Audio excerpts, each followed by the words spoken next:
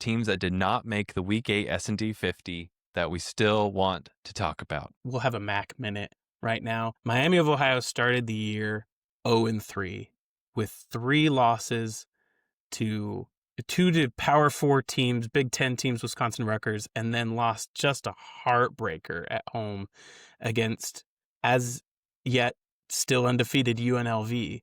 They have turned it around. They won their FCS game really handily, and then they've now played 2 conference games and have just really not been challenged in the MAC so far. Miami currently at number 79, our highest rated MAC team.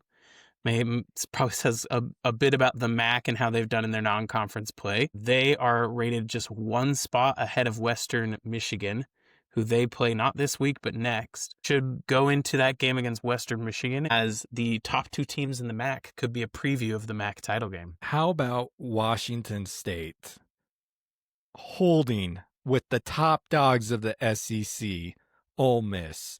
This team was written off by, I think, everyone, including myself, when North Texas put down a 59-10 beating on them earlier in this year, and then Washington followed that up with a 59-24 beating. We all thought, okay, this Pac-2 thing, these teams, they've fallen fast.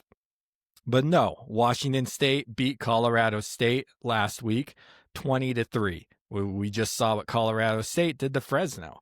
Then they go to Ole Miss and nearly pull off the upset of the year. I started looking into Washington State, and I'm like, okay, what's going on here? They have a year 1 head coach, and I remember when this man was hired, and I was like, that is a good hire. But I completely forgot about this hire. They hired Jimmy Rogers away from South Dakota State. Rogers is a national title winning coach for the Jackrabbits at South Dakota State and proved to be one of the best coaches in the FCS. And he's a coach that I believe in, and that we're starting to see this scrappy Washington State, turn some heads with the way that they're playing football. Washington State has one signature victory that we're forgetting about, and that was all the way in week 2. They beat San Diego State 36-13. Kennesaw State, guys. Kennesaw State.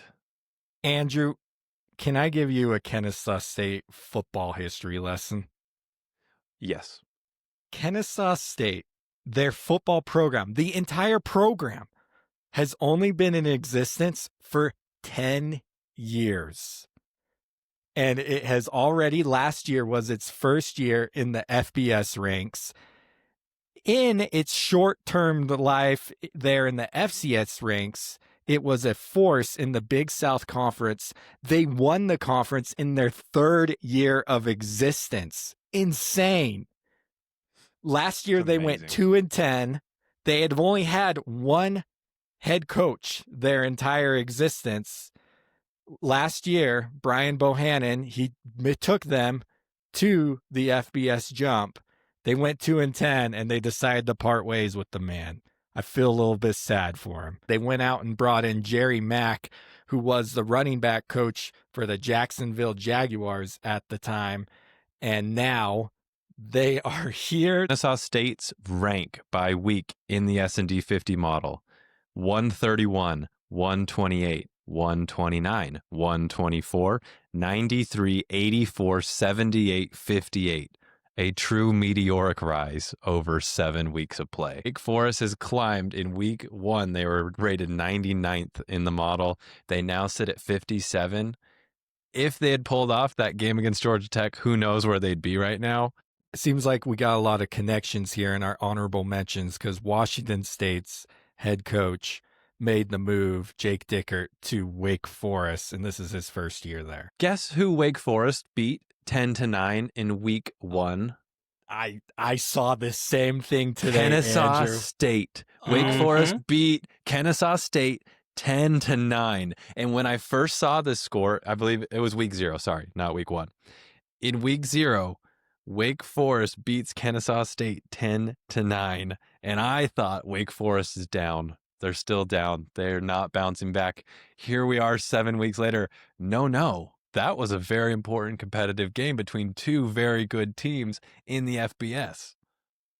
San Diego State, you ready for their rankings week by week in our model? 133 out of 136 is where they started.